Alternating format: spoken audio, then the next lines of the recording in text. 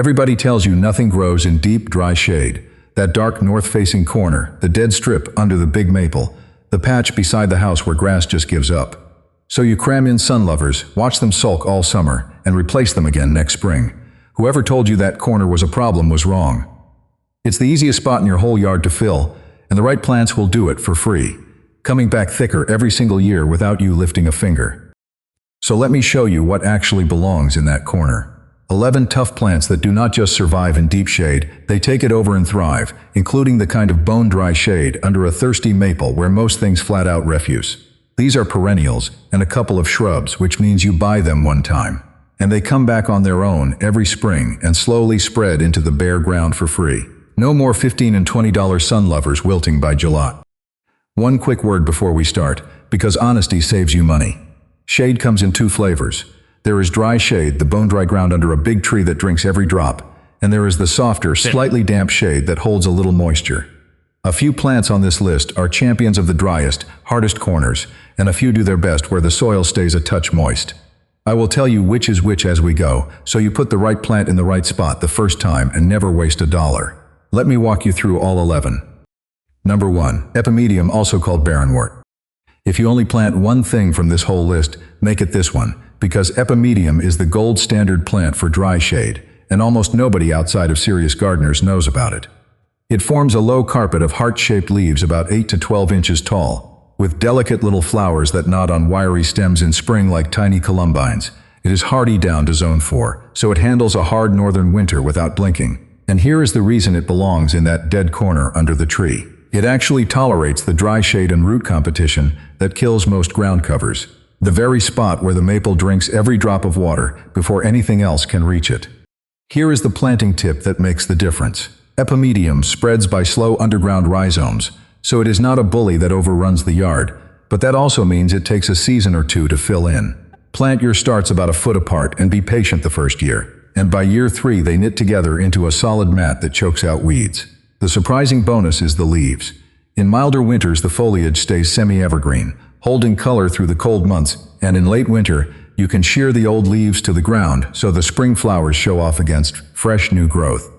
Number 2. Hellebore, also called Lenten rose.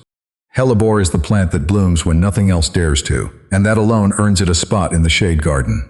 While the rest of the yard is still brown and frozen, this one pushes up cup-shaped flowers in late winter and early spring, in shades of white, pink, plum, and green. The leathery leaves are evergreen, so even out of bloom you get a handsome clump of foliage in that dark corner all year long. The Missouri Botanical Garden lists it among the dependable choices for dry shade, and once it settles in under a tree, it shrugs off the dryness and the competition. The trick with hellebore is patience in the first year, the same as the epimedium. Give it a season to sink its roots, water it through that first summer, and after that it largely fends for itself. Plant crown right at the soil line, not buried deep, and tuck it where you can see it from a window, because those winter blooms are the bonus you will look forward to every cold January. One more gift. Established hellebores drop seed and slowly raise their own seedlings around the parent plant, so a single clump quietly becomes a colony over the years, all for free. Number 3. Virginia, also called pig squeak. Virginia has one of the funnier common names in gardening, pig squeak, which comes from the sound the leaves make when you rub them between your fingers. But it earns its place with those leaves. They are big, glossy, leathery paddles, about a foot tall, and they stay evergreen right through winter, so they fill that bare strip beside the house even in the dead of the cold season. In April and May, it throws up stout stems topped with clusters of pink or rose flowers. It tolerates a lot of neglect and handles dry shade better than its lush looks suggest. The planting tip here is spacing for the slow spread. Virginia grows outward from a slowly creeping clump, so set plants about a foot to 18 inches apart and let them fill the gap over a couple of seasons. It is not fussy about soil, which is exactly what you want in a problem corner. The bonus is the winter color. In cold weather, the leaves of many are flushed to deep bronze and burgundy, so instead of a dead patch, you get a low patch of glossy red leaves carrying you through to spring. Number 4. Christmas fern.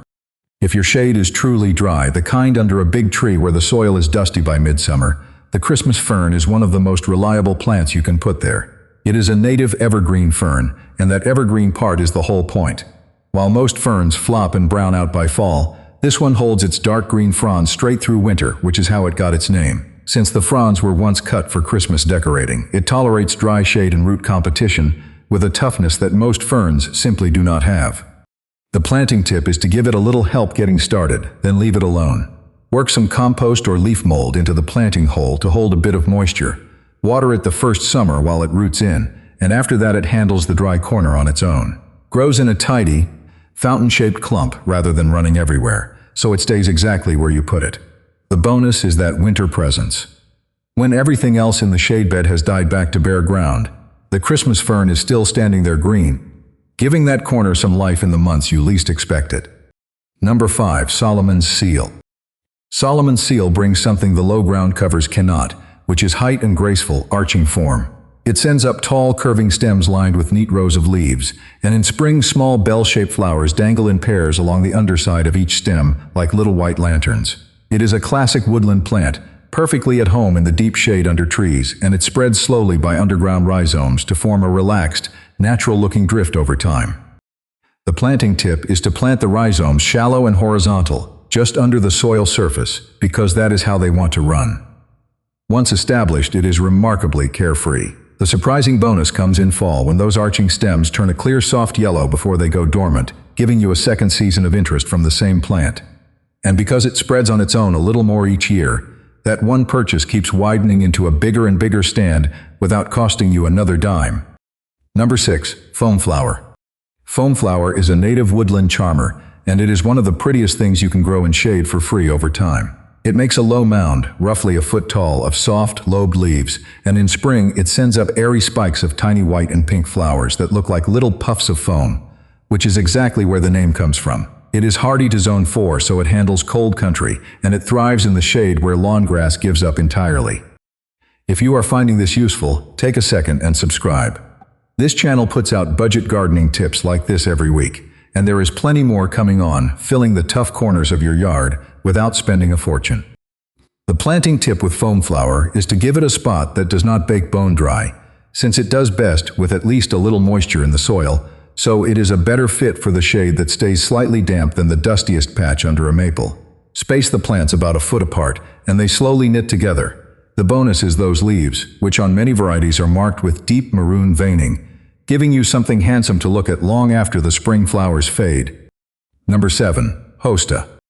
You have almost certainly seen hostas, because they are the workhorse of the shade garden, and there is a good reason they are everywhere. Nothing fills a shady bed with bold, lush foliage faster. They come in every size, from tiny mounds to leaves as big as dinner plates, and in colors from deep blue-green to bright gold to crisp white-edged variegation.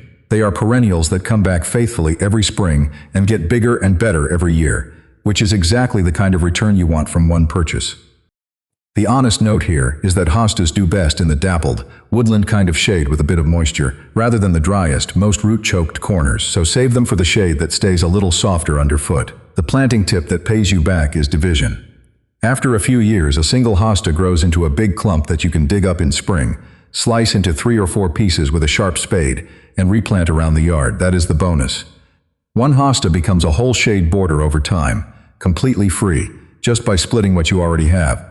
Number 8. Heuchera, also called coral bells. Heuchera is the plant you grow for color when you are tired of nothing but green in the shade. The foliage comes in an almost unbelievable range, from caramel and amber to deep purple, silver, lime, and near black, so you can light up a dark corner with leaf color alone. In early summer, it ascends thin arms topped with tiny bell-shaped flowers that the hummingbirds love. It forms a tidy mound and tolerates dry shade better than most of the colorful options out there.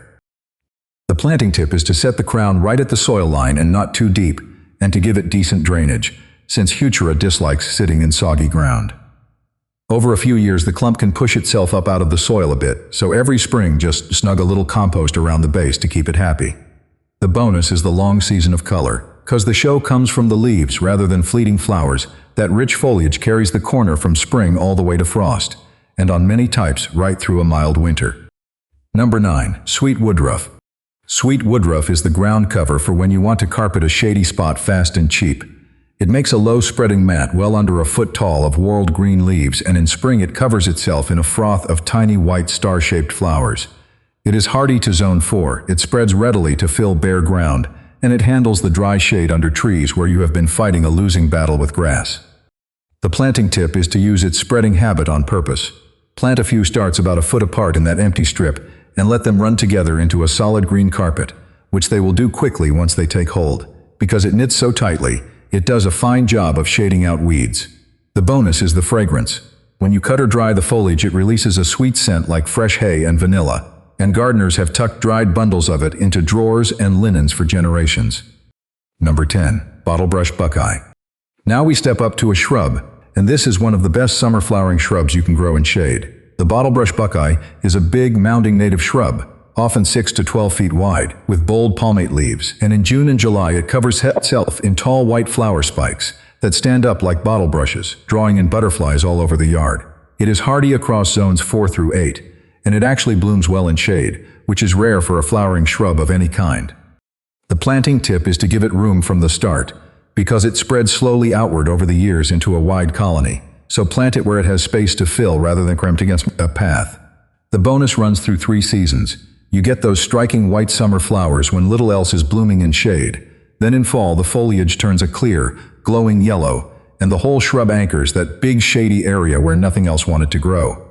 One shrub fills a whole problem zone that would have cost you a small fortune in annuals year after year. Number 11. Bush Honeysuckle. We finish with a tough, hard-working native shrub that almost nobody thinks to use, and it closes the list strong. Bush honeysuckle, the kind sold in varieties bred for fall color, grows 3 to 4 feet tall, and what makes it remarkable is its range. It handles everything from full sun all the way to full shade, and it is genuinely drought-tolerant once established, so that bone-dry strip beside the house is no problem at all. It is hardy across zones 4 through 7 and asks for almost nothing. The planting tip is that this is one of the few shrubs you can confidently plant in deep, so water it the first season to root it in, and then let it fend for itself. It even spreads gently to fill a slope or a bank where you do not want to fight erosion. The bonus is the color. Through the season, the foliage on the best varieties glows in shades of orange and red, and in fall the whole shrub lights up, turning that forgotten dry corner into the spot people actually notice. So take a good look at that corner you have been fighting. That dark, dry, hopeless strip is not the worst spot in your yard. It is the cheapest and easiest one to fill, because the plants that belong there are tough perennials and shrubs that come back on their own and spread a little more every single year. Stop throwing $15 sun lovers into the shade and watching them die. Plant the right thing one time, and that corner fills itself for free, getting better and fuller while you do nothing at all. If this gave you a few ideas for the tough spots in your own yard, stick around, because there are plenty more stories like this on the channel.